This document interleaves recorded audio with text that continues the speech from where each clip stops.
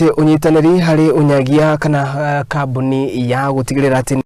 ya kinyagia hinya uri uhuthika guku bũrũri-inĩ Ketraco manyitanire na sekta ya nyanĩria ni manyitanire kana ni makoretwo magiti ni makorwo makinyagia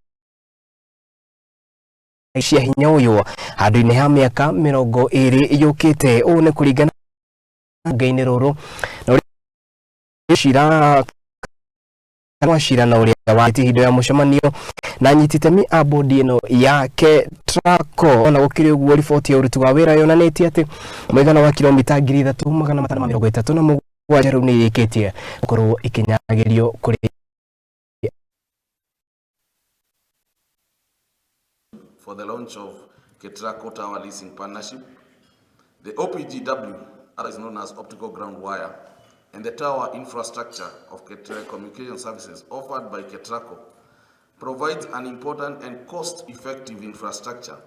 for the operations of wireless network services, including mobile networks, fixed wireless access broadband, emergency services, TV and radio broadcast, Internet of Things, and private mobile radio PMR networks.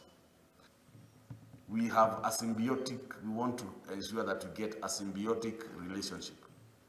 What is a symbiotic relationship? Those of you who went to school and got biology, you know very well a symbiotic relationship is where the two parties are benefiting. So Ketraco benefits in terms of revenue generation, and yourself, you benefit by increasing your coverage, and the Kenyan public benefits because like I said from the beginning, I'll get my network coverage, my FM coverage across the country. Between energy and telecommunication sectors are brought to the fore for full utilization for the benefit of consumers and to grow the country's economy. The two sectors, ladies and gentlemen, are interrelated in management of large networks of complex assets that are used to deliver critical services that millions of consumers, businesses, and communities rely on. Expansion of both telecommunication and broadcast services, while making access affordable and relevant to the needs of deserving Kenyans.